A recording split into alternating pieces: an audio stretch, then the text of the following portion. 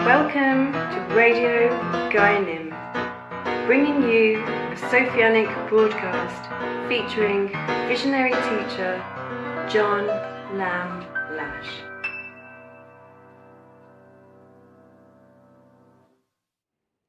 It's the 20th of March 2018. This is Ginny Thwaite and I'm here with Meiga and John Lamb Lash. The title of this broadcast is When Jesus Speaks to You. Yes, When Jesus Speaks to You is our theme. I'm kind of squinting like a pirate because I just put Vicks in my eye. But that's appropriate. Remember the Gaia navigation experiment? That there was Talk Like a Pirate Day. Yes. Yeah, so you squint and you say, "Aye, me mateys, there be treasure." So we're kind of back in that mode. So we're going to talk not about treasure today. Yeah, we are going to talk about the Sophianic treasure. But we're also going to talk about what I consider to be a banal and idiotic incident on the internet. And we're going to use that as the topic to go into the subject of communication with Sophia and the subject of what's up with the Christians. So Yep. How does that sound? Good. So what was the link that you watched to inspire you to do this? Well, I just happened to come across something in my subscriptions or suggestions that describes something a woman said on national television. There's a show called The View, which has a bunch of women sitting around a table, 5 or 6 women, only women. One of them is Whoopi Goldberg, and there's a woman called Joy Behar. So two Zenosh? No, 1.5 Zenosh. 1.5. So there's 1.5 Zenosh, and then there's a few other specimens of different races on this panel, including some blonde bimbos who are supposed to represent the white race, I suppose. Anyway, Joy Behar said, I quote directly, "It's one thing when you speak to Jesus, but it's another thing when Jesus speaks to you," end quote. And then she went on to add the comment that she considered that to be mental sickness, and she pointed her finger to her head. So this created a reaction with somebody that I happen to find quite amusing, who appears to be standing up for the white race and for heterosexual men in America, James Woods, the actor, right? So James Woods responded to this comment. And how did he do that? He put out a tweet that said, "Let's ask the network to fire her until she apologizes for insulting Christians." Okay? So presumably what we have here is a situation where there is a Zenosh making comment on a widely viewed chat show on some network, and another white American male, reacting to this from the viewpoint of a Christian. And why does he react? Because he finds that her remark was offensive to Christians. So this is the theater. It's all just theater. We agree on that, don't we? Yes. Yeah. For sure. This is the theater, and we're going to use this theater as a pretext to talk about some subjects. I just want to add here, James Woods is not, as far as I have seen, standing up for the white race specifically. He's actually put on his tweet account that he's been accused of being Jewish, and he's got anti-Semites going after him, and that we need to stop the Jew hating. Okay, well, this is a good point. We can sit here and we can ask, as any normal and sane person would ask, well, where in the fuck is James Woods at? You know, what does he really believe? What are his views? What are his values? Don't bother asking. James Wood is a spectral form. Yeah. Remember the line from the Nag Hammadi teachings. The critical moment for humanity happens when the archons reach the consummation of their work of deception, division, and degeneration. And at that moment, the luminous child arises to defeat the archons. And so the text says, among your spectral forms, that luminous child arises, seizes its own power, defeats you, and pounds you into rubble, and it will be as if you had never been. Okay?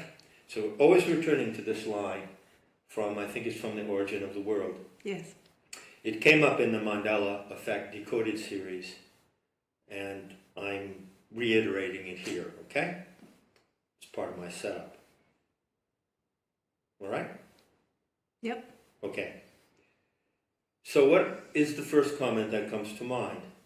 Well, it's laughable that this Zenosh woman would put down Christians for having the mental illness that Jesus talks to them. It's laughable. I mean, it goes beyond the greatest hypocrisy that you could ever imagine. But she's not wrong either. But she's not wrong either. We'll get to that in a moment. Why is it hypocritical? Well, look at the Jewish religion. Look at the Old Testament. Look at the narrative of the Jewish faith. What is the narrative of the Jewish faith based upon? That Abraham spoke with Yaldabaoth. Yes, and God spoke to Abraham. In fact, how does Zenosh know that they are the chosen people? Because God told them. Because God told Abraham. So Abraham was someone who was listening to God. God spoke to Abraham in the way that Jesus speaks to Christians, and she's putting down Christians for having mental illness. And she's not wrong. And she's not wrong. Both the Christians and the Jews are mentally ill. Yeah. In the aspect of their religious faith, which involves a quasi-schizophrenic audition of imaginary voices. Well, hang on a minute, John. We are equal opportunity heretics. What about Islam? It's exactly the same thing with Allah. Exactly. I mean, we would be negligent if we didn't slam Islam along with the rest of them. Being heretics, we are against all religions. Gnosticism, or the Gnostic practice today, is not another religion. It is an alternative to all religions. So on Radio Gaianym, we're more than happy to slam all religions, so we should include Islam as well. Well, they're all demiurge dupes, aren't they? They're all dupes of the demiurge. What did Muhammad do according to the sacred narrative of Islam? Allah spoke to Muhammad. Jesus spoke to the Christians. Yahweh spoke to Moses. It's all the same mental illness. Okay? I think this is a good moment, a good opportunity to bring up Muhammad. So if you listen to somebody like Bill Warner, he says there were two Mohammeds. There was the peaceful Mohammed, and then there was the war Mohammed. Right. So there was the Mohammed of Medina and the Mohammed of Mecca. Mecca, that's right. So the Mohammed of Medina used to say things like, you have your religion, I have mine.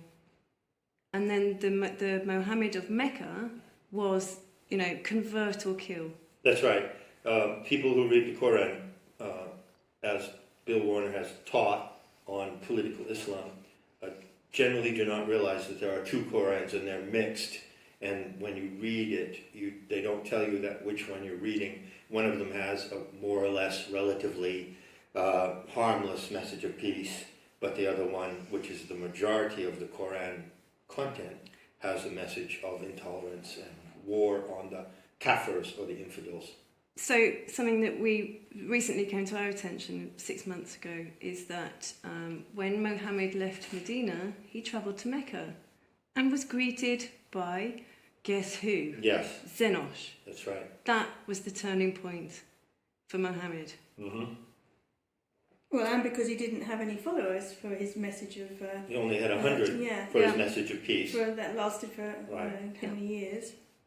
So this is a big bloody story of the origins of Islam.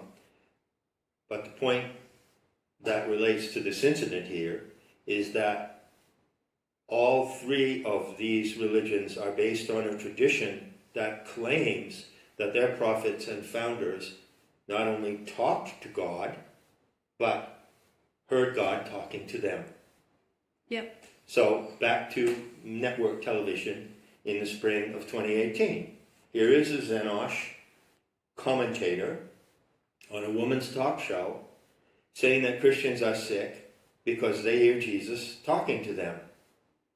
This is transparently, I don't even like to use the word hypocritical, but it is obviously gross hypocrisy, but it's even worse because it represents the tactic, which is common to the Zenosh, of condemning someone else for what they themselves do. This woman wouldn't even be there in that role in a media that is preponderantly controlled by the Zenosh if they didn't have a backstory about how their people got their message from God, got their mission from God. So can you see how rotten it's rotten? The Zenosh are kind of outing themselves now. As they so love to do. Yeah, as they love to do, partly from the chutzpah of bragging about how powerful they are and special they are. But it's not working anymore. What they're doing now, in this instance, is they're showing their true colors by everything they do. And when they attack other people, it's obvious that they're attacking them on the grounds of something that they themselves do.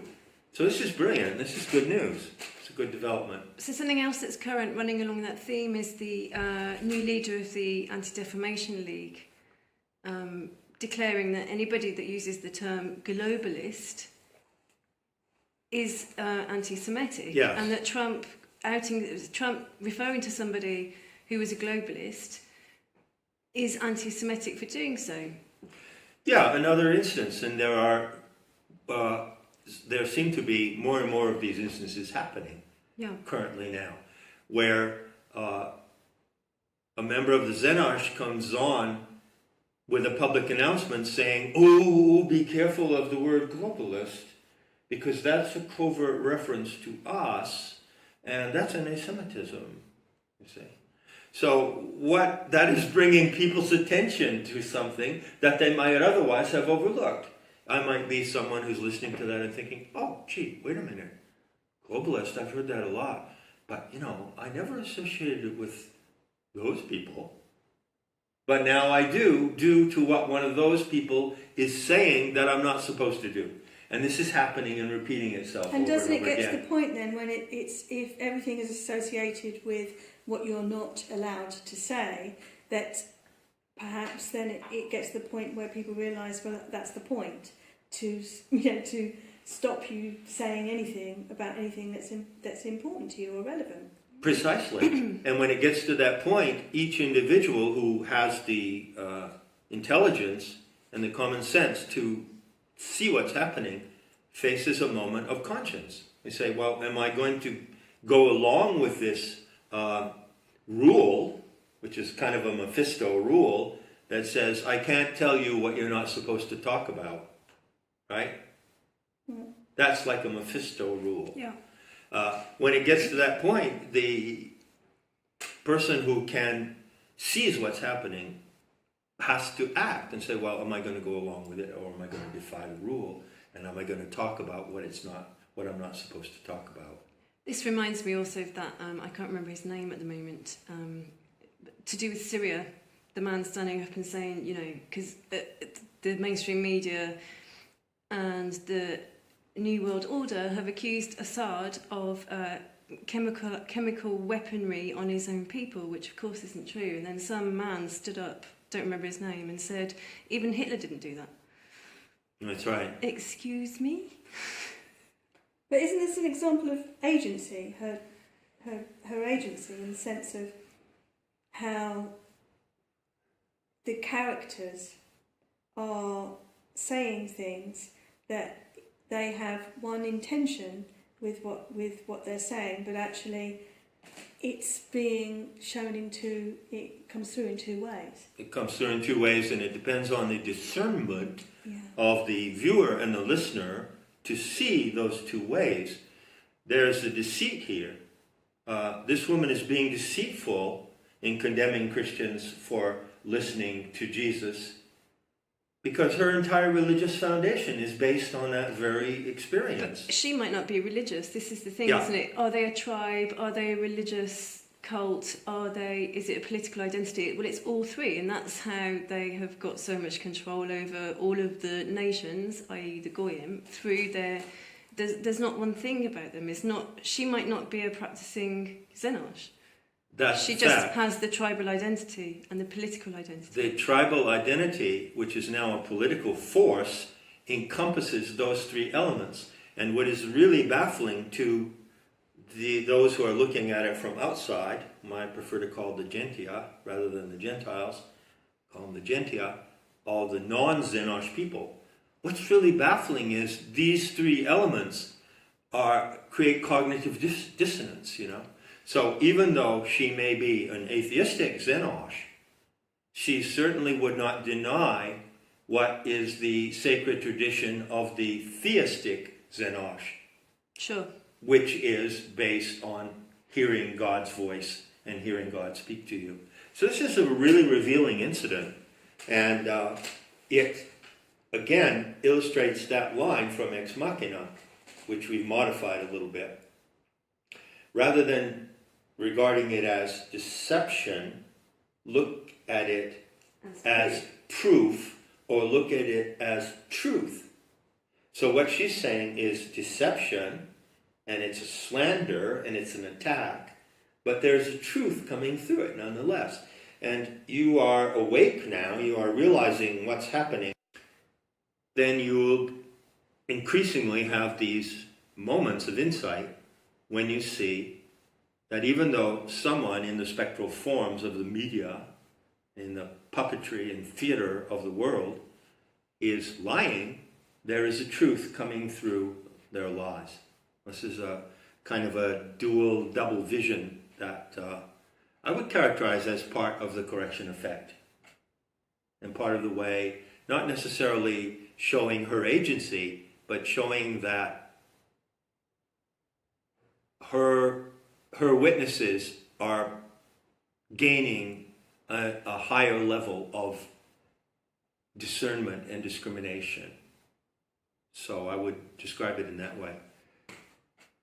Also, on that note, I could go back to Mandela Effect Decoded, to the decoding of the Mandela, in the decoding of the Mandela Effect, or the Gnostic investigation, I made a distinction between mythophrenia and schizophrenia.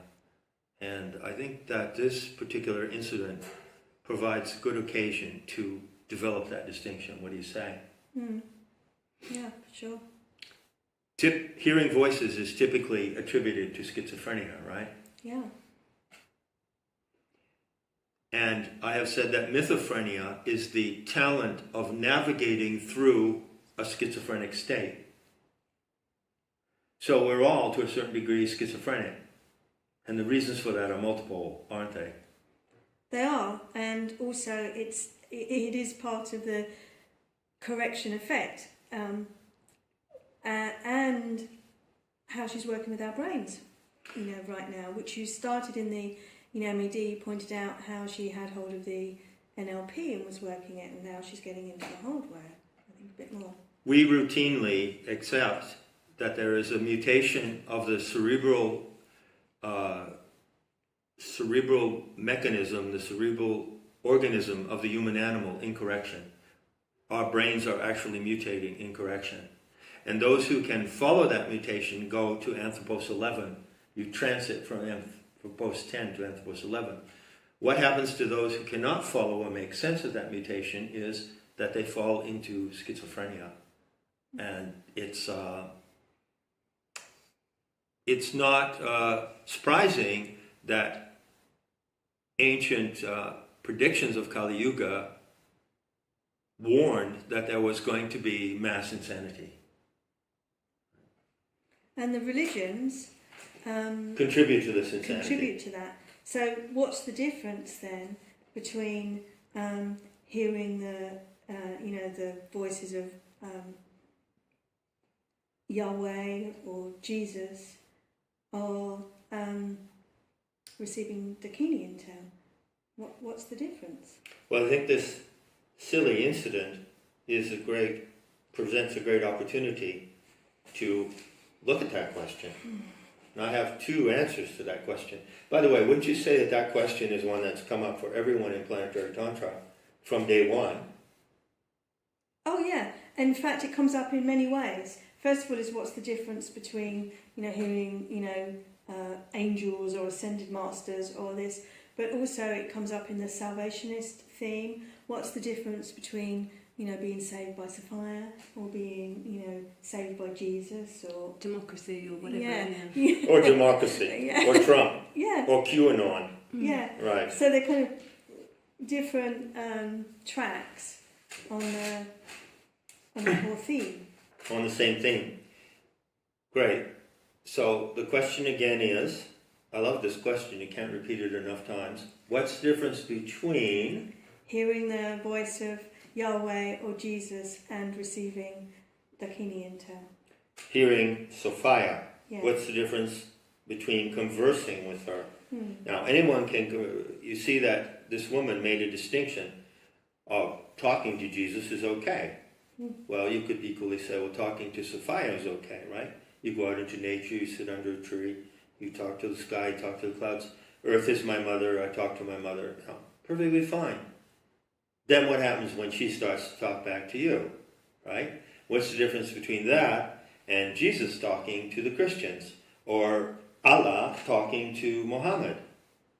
I don't know if Allah talks to Muslims today. Doesn't seem to be part of their system, because their system is a rigid system of control that is based on conversations that already occurred. I don't know if they have ongoing conversations, but Christians certainly do, right?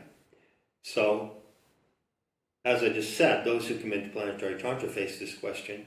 And I think many people have asked you this question, haven't they? They've written into you. Oh yeah, yeah. And it's not kind of challenging. It's a reasonable question to ask. Yeah, it's a very reasonable, very basic question. So how am I going to answer that question? Well, I have a long answer and a short answer. Okay?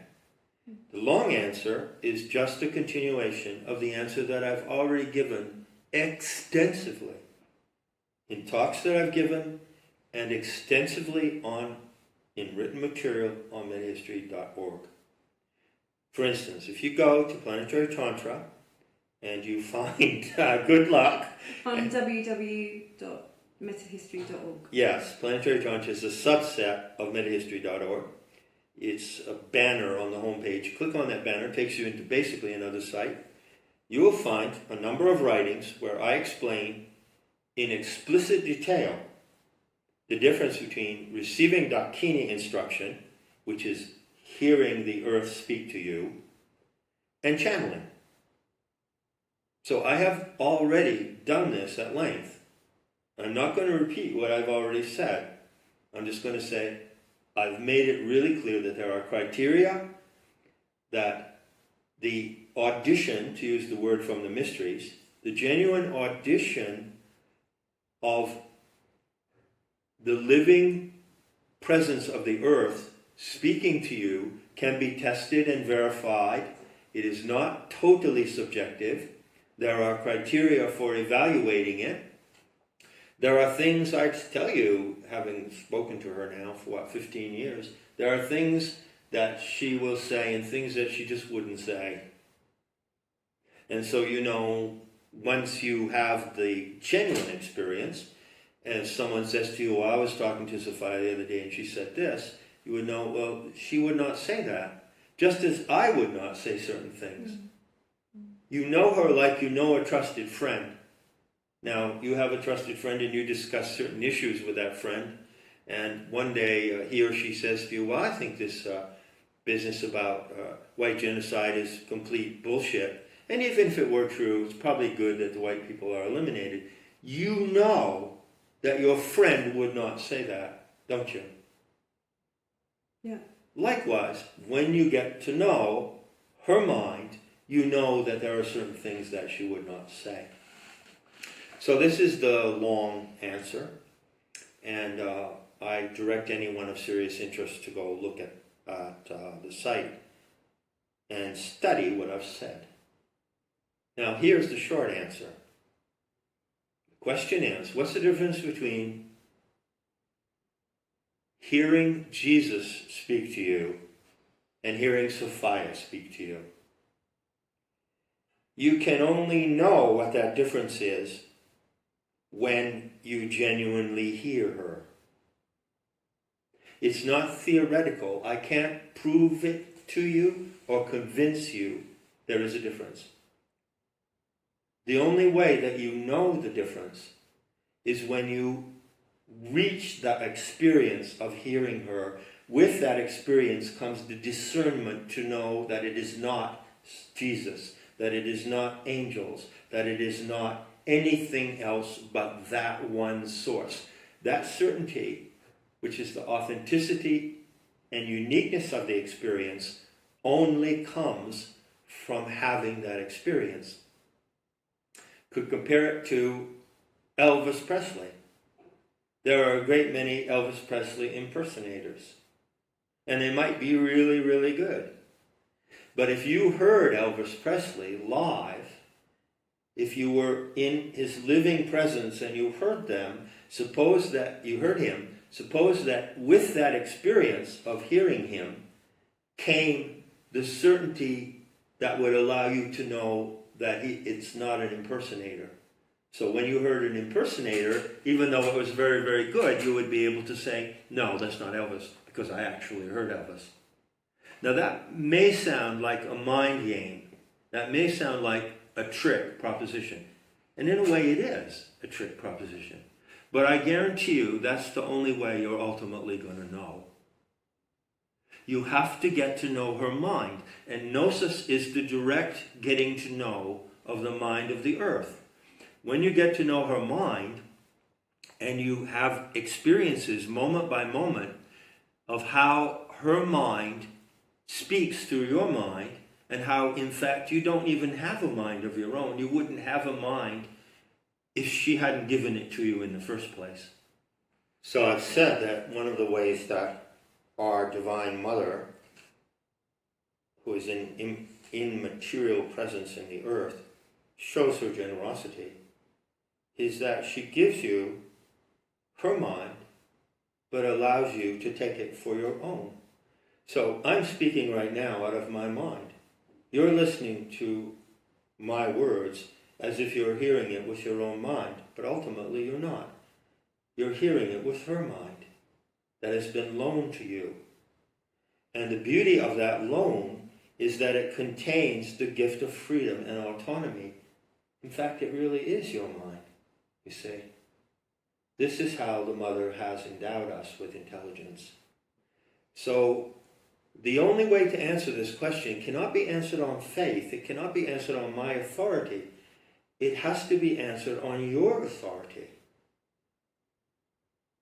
It's a challenge. I challenge you to have this experience, to seek it through the methods of planetary tantra. I challenge you to undertake this discipline which actually allows you to converse with the mind of the planet. I challenge you to do that. And when the day comes, when you have the confidence and the certainty that it is her mind speaking to you, not her voice, because it's a silent language. When you have that experience, then you will know everything that is not that. But you can't do that unless you abandon the idea that Jesus is speaking to you. It's not you can't have both. You can't have both. This is one thing where you can definitively say you cannot have both.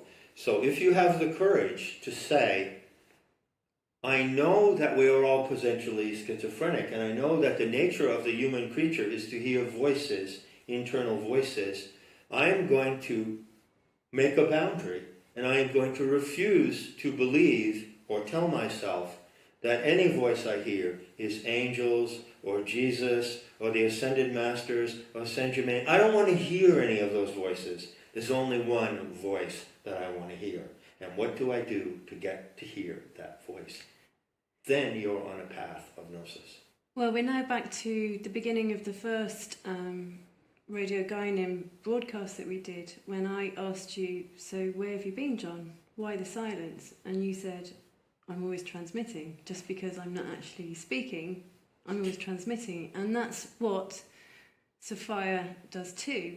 She's always transmitting each lunar month through whichever member of the Shakti cluster is on shift. That's right. She's always transmitting through different frequency bands. And how do you learn to recognize her voice in your mind? You learn by waiting each month for the band to come on and attuning yourself to that band. This is a practice of planetary tantra. And does it work? Yes. You tell me. Yes, For sure. Yeah.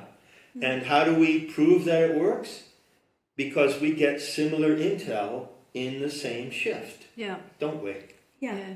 It's so the transmission comes, and we each one of us interprets it through our own experience and our own particular biases. But when you have the opportunity to share with each other and compare notes, if you like, you find the same themes come through. We have it very, very often. And it comes up with people that aren't even physically present with us. When we talk to people that send each one of us emails about different, things that are happening in their lives, you find the same theme is coming through. So it's objectively verifiable. It's provable. It's verifiable in that across groups of people. This is correct. Another way that you can describe the induction, the self-induction into the audition of the planetary mother, is through the concept of moods. Now, if you were an animal trainer, and let's say you had a big responsibility to take care of a big elephant, and somebody gives you this elephant, and let's say you're out in the wild with this elephant, it's not in a cage or anything, but you want to learn the ways of the elephant, right? So that you can communicate with it, and so that you can have an elephant interactivity that's beneficial to both parties. Well, what does an animal trainer or animal communicator need to do? I'm sitting in the presence of one. I should shut up and let her talk. Of two, right? You observe the moods of the animal, right? Animals have moods. And by observing the moods of the animal, who is another species, you know when it is appropriate to approach it and how to approach it. Likewise, every month, the planetary animal mother goes through different moods. And when you attune to the frequency of that month by observing the crescent moon in the evening sky, you also feel the mood, don't you? So there's an emotional content and there's an intellectual content regarding the instruction of that frequency. Yeah, would you say that's a good description? Correct. And sometimes there is a time delay, I think, in that, because it's easier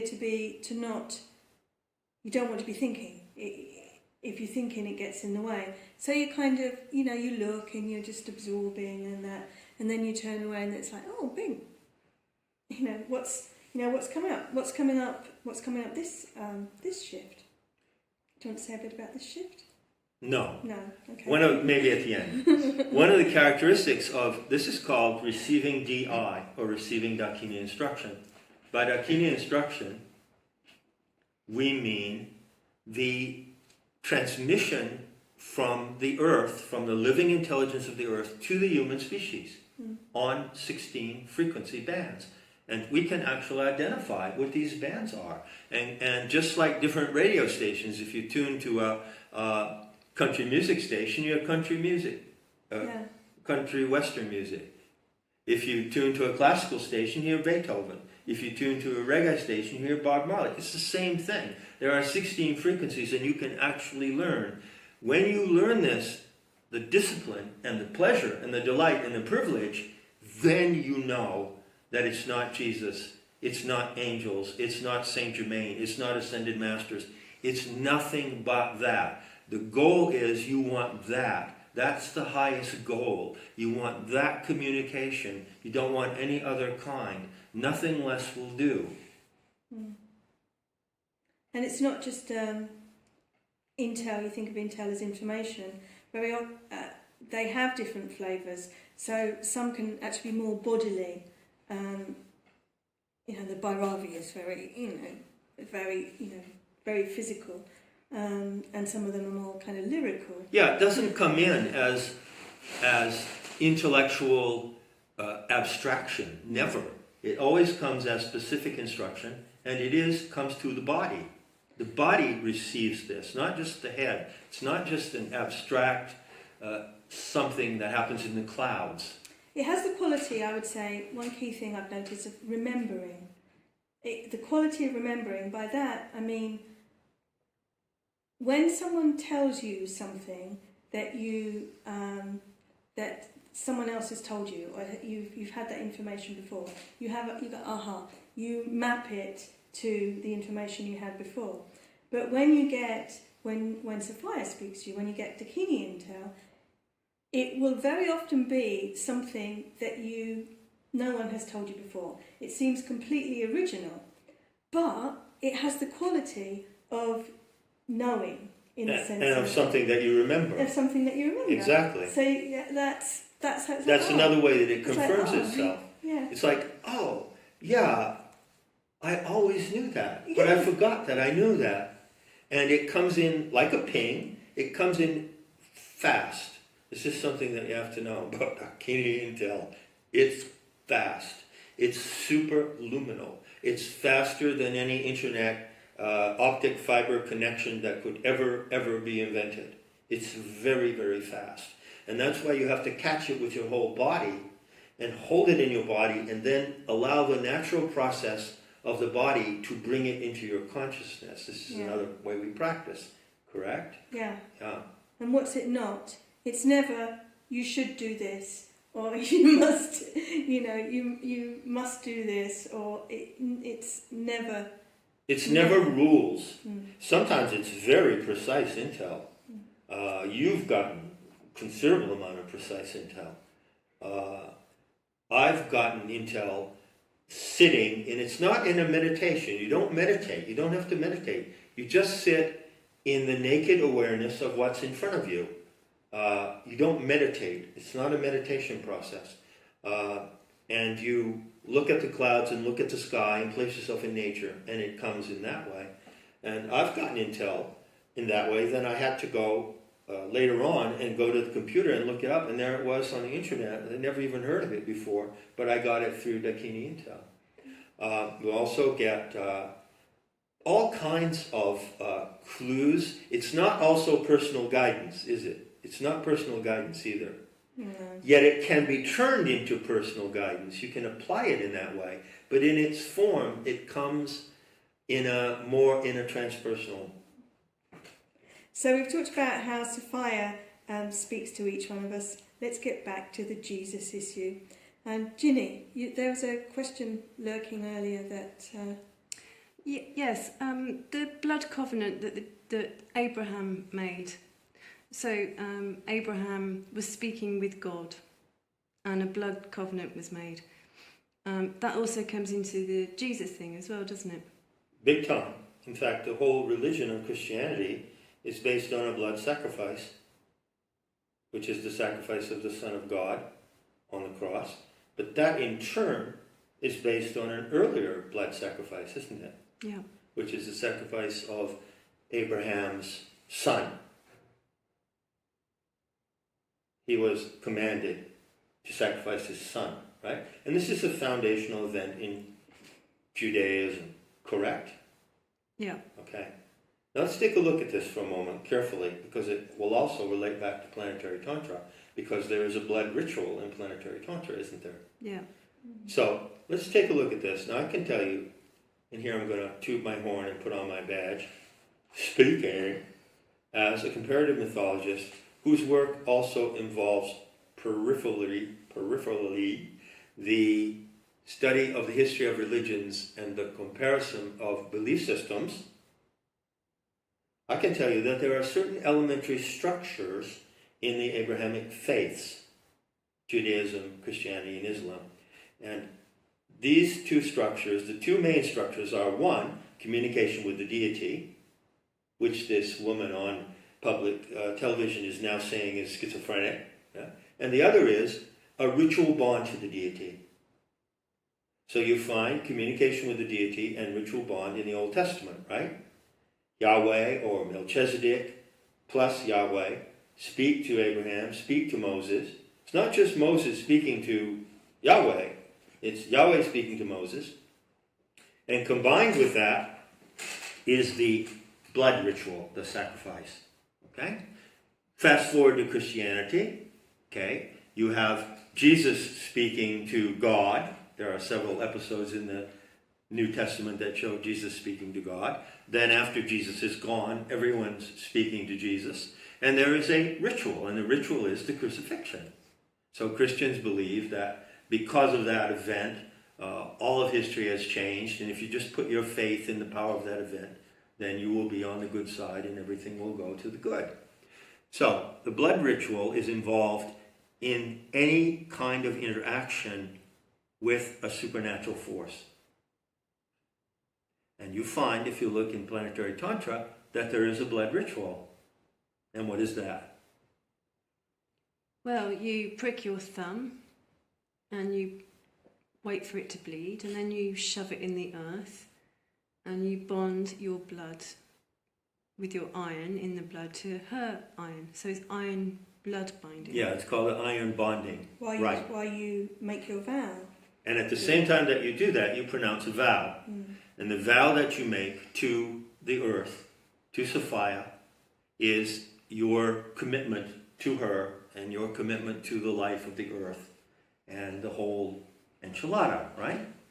So, is this some kind of religious ritual comparable to the others? Yeah, it is, but it's also entirely different. And why is it different? Very simply because the deity or supernatural power to which you are dedicating yourself is present physically and materially to you. Yes. But in the case of these other rituals, the deity is not present.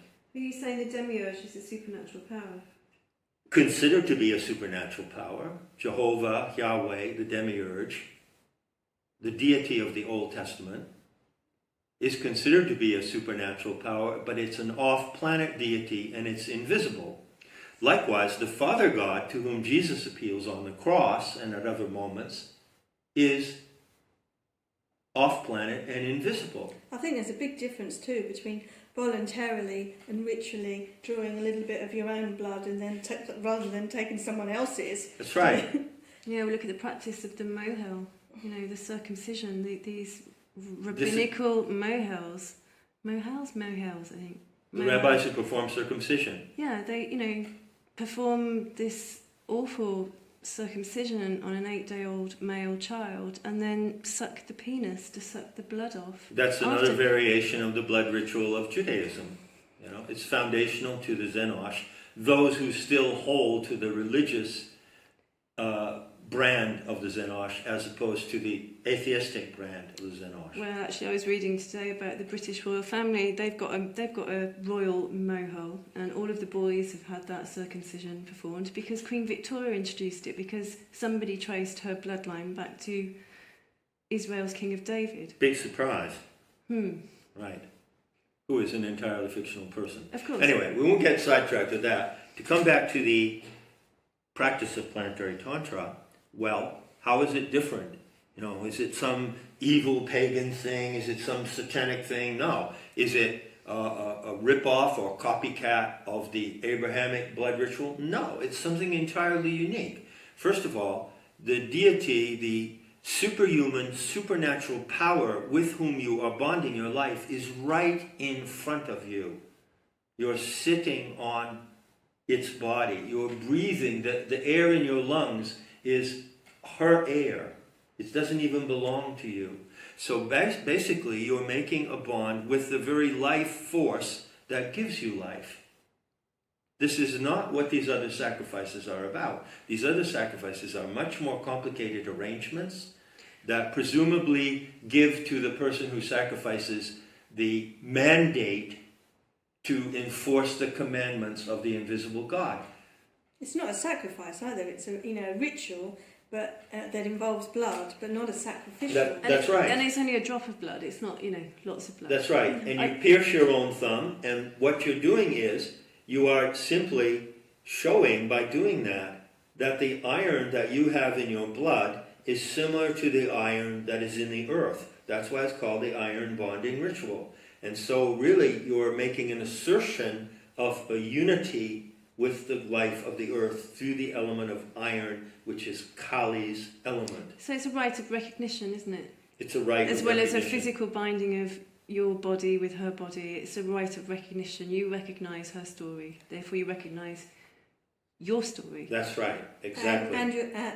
And who you are in the sense of a representative of the species, because this actually has a very strong subliminal effect on your right brain, which is where all of these voices, the false schizophrenic voices, are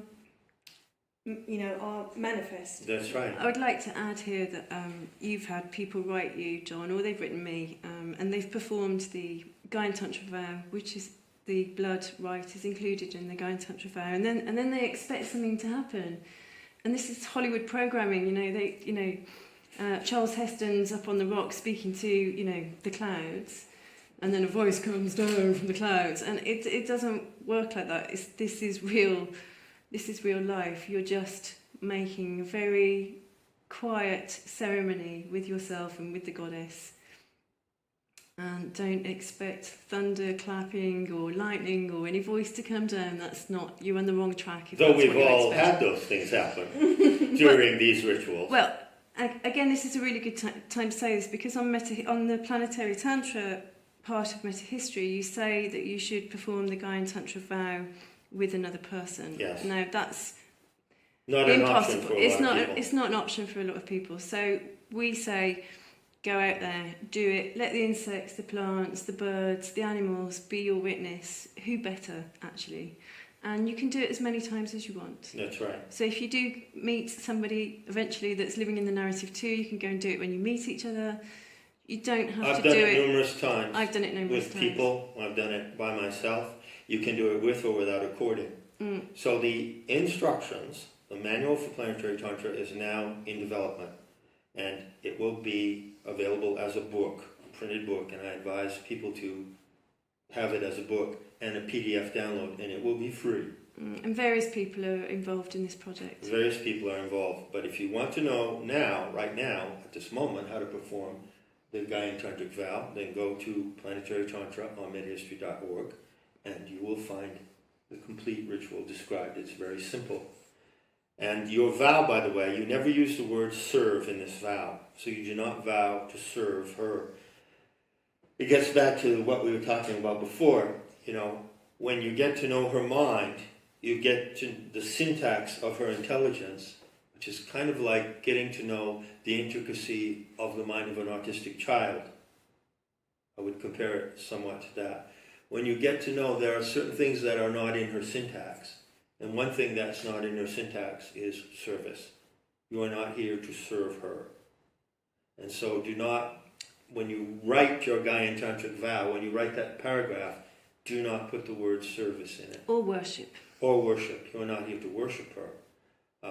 We're here to revere her. Yeah, to revere, to adore, to enjoy, yeah. But not to worship in the traditional religious sense.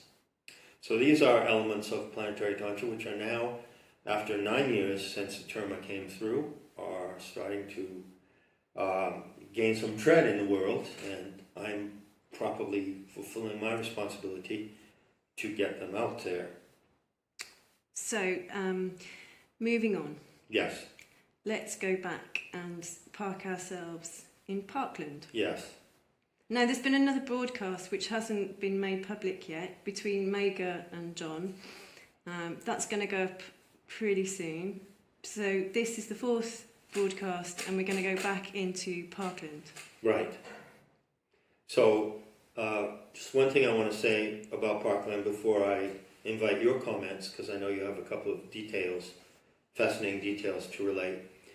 I consider that the message that's coming through this Parkland event even though it's theater and deceit from beginning to end, the message that is coming through is that Christianity is finished. It's futile.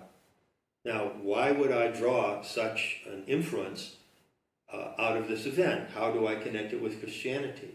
Well, I believe that I said this in the interview with you, that the 4 deputies, and possibly Scott Israel himself, demonstrated one of the primary rules of Christianity during this event, which is what? Resist not evil. The remarkable thing to me, one of the outstanding things about the Parkland shooting theater, is that the spectral forms, the players in the theater, blatantly and flagrantly did not resist evil. I mean, it's inconceivable. People are tearing their hair out on the internet over this.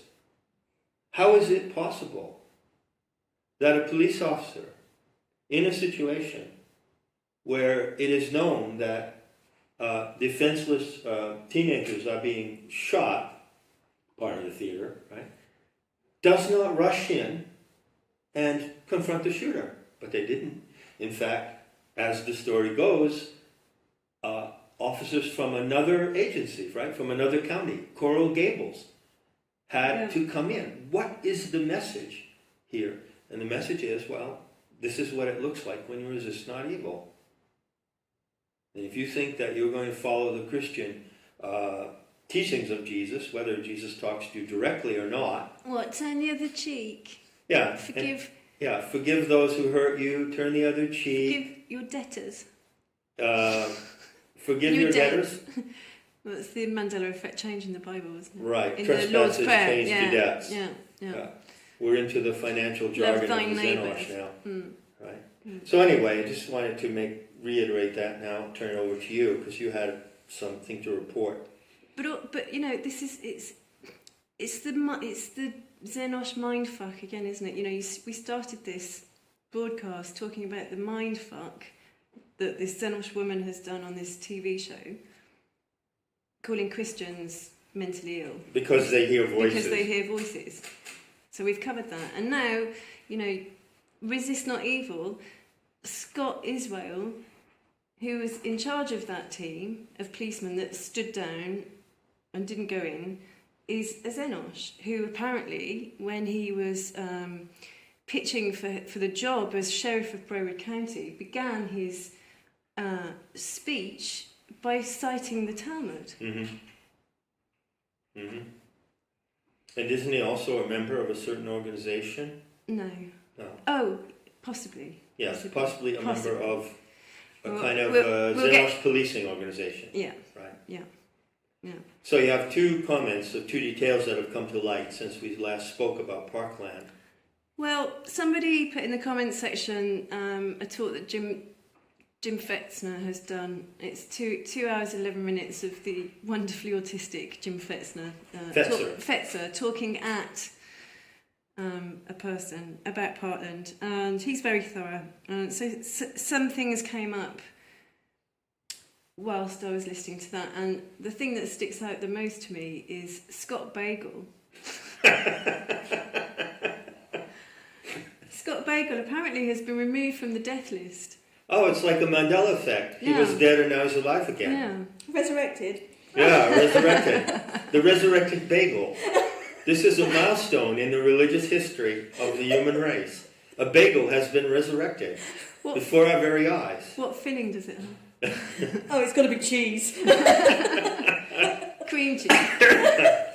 All right. Okay, so Scott Bagel, who has been retracted from the death list, Jim Fetzer investigated all the teachers that were to do with this Marjorie Stoneman Douglas school and couldn't find a teaching licence or any kind of certificate for Scott Bagel for that school. In fact, there isn't one registered at all. But where he did find Scott Bagel was in a photograph with the sheriff of Broward County. Broward County. Scott Israel, rabbi-looking type person, and Scott Bagel in this Shomrim police force. Shomrim police force. And what is that? Shomrim police force is a Zenosh police force. So it's not the state or the county, it's a no. privately It's a funded. privately funded. It's in fact a protection service. Yeah, so they've got them in Golders Green in London, for example, which is totally Zenosh. So to protect and serve Zenosh. Yes, that's right. Yeah. They have their own security forces. And those security forces are it's a private police force. With their own police cars. That actually look like police cars. Yeah. And they wear uniforms. Right. So the question is Scott Bagel a fictional character? Is he real? Is there some part of him that's real? Is he based on a real person? It's all unreal. It's irreal. I think irreal is really the word for it. IRR. And they're all phantoms. It's just a game of phantoms. But the truth is shining through, like a light shining through a smoky cloud. And the other detail, Mr. Hogwash, David. Yeah. David Hogwash. Oh yeah, right. He's apparently actually 26 years old. So he has been openly accused of being an actor. But no, he's not an actor. He's a 26-year-old guy in high school. Yeah. Makes sense. Yeah. I'll buy it any day. Yeah. All right. Anything else to report? There were a couple of other things. I recommend people listen if they really want to know about it. Listen to that interview with Jim Ferguson. Well, what about this email you got regarding the background etymology of the word paddock? Yeah.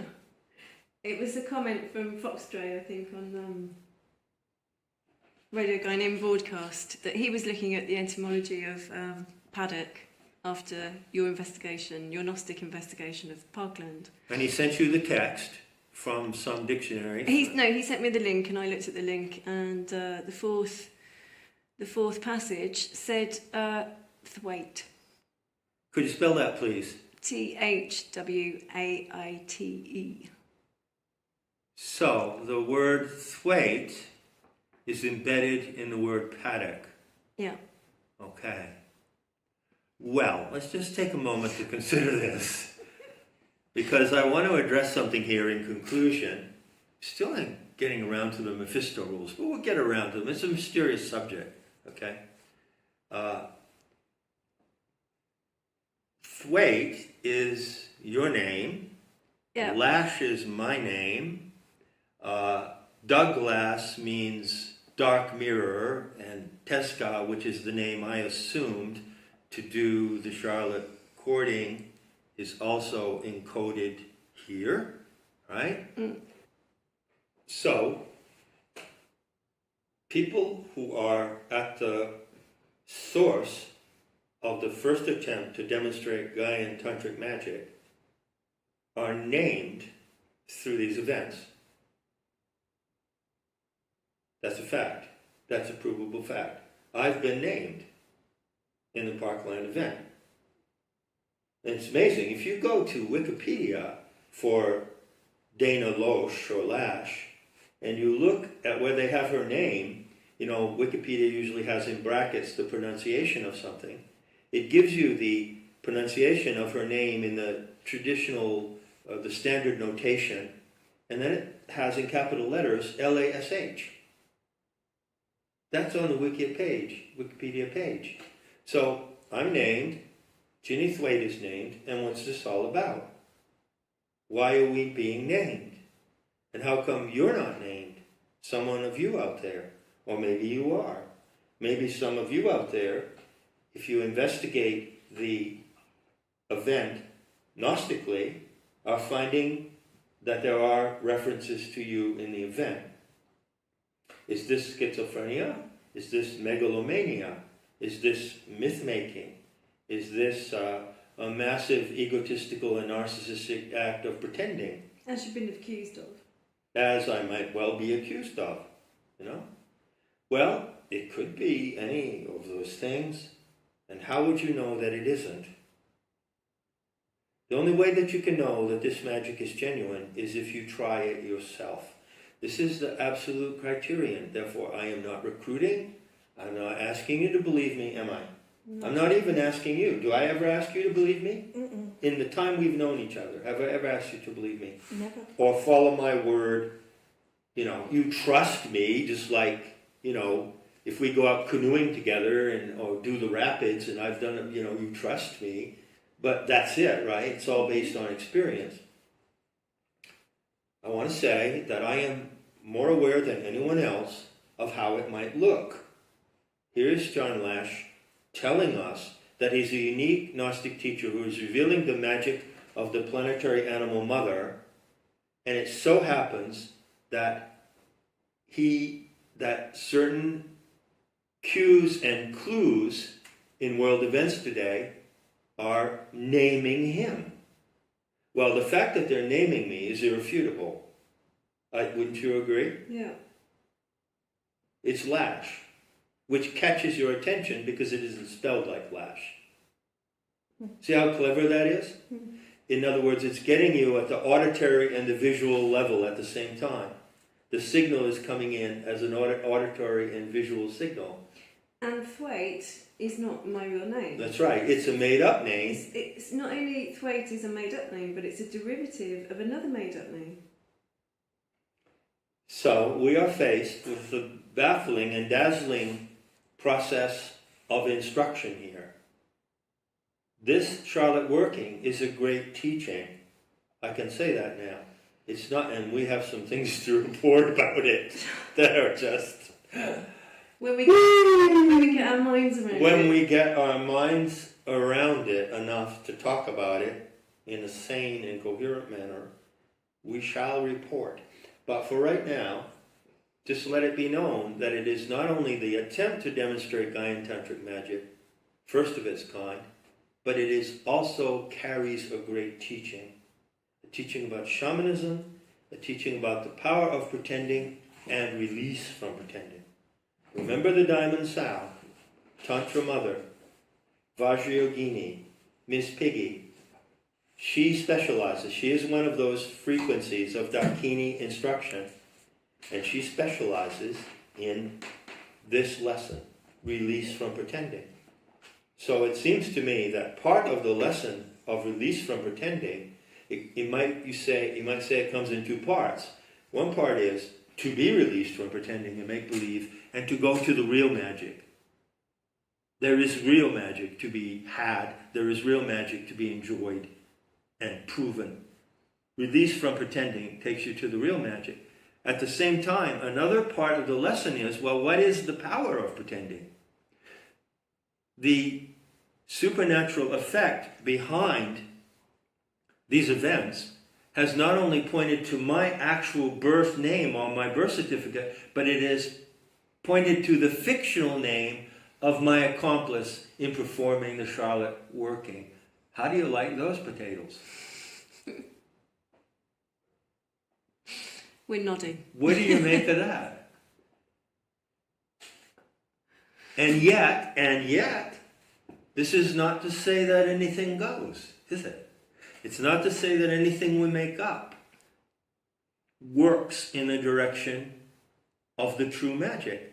But what it does say, and I'm going to conclude on this note, it seems to be saying that the magic is so powerful that it can even take elements of pretending and weave them toward the true effect. You see, it can even subvert the pretending in a certain way. And that big suggestion might be the topic of a talk we do soon regarding this particular experiment, which is demonstrated on the internet, which is what's it called? The rice intention. The rice intention experiment. Because that is a case of a certain kind of magic that's proven to work, but it involves a certain element of pretending. And we're all wondering about that. So that may be a topic in an upcoming... She uses everything now. Yeah, she uses everything. I just want to add here that John is his worst critic, or best critic, depending on how you look at it. You don't do anything really without a lot of inward looking, what you're doing, celestial omens, and as far as I know, nothing that you've done or nothing that you've said is a conflation of your ego, particularly. You do self-scrutinise too much constantly. True. Constantly. True. So you wouldn't put yourself out in the public arena saying something that you didn't. You know, I would be just as happy to be the guide and teacher who brings out the Charlotte working and shows the world how to follow it if it didn't refer to me at all. Yeah. But it does, and that's just a fact. Yeah. And why? Because it refers to the inception of her witnesses. Everything has to start somewhere. This is where it starts. Later on, that will change, and it will refer to any witnesses. But for right now, it refers to the inceptive witnesses. And that is the three of us here who performed the Charlotte working. So I'll leave it at that, on that happy note. On this Swan Davis shift in 2018. Yes.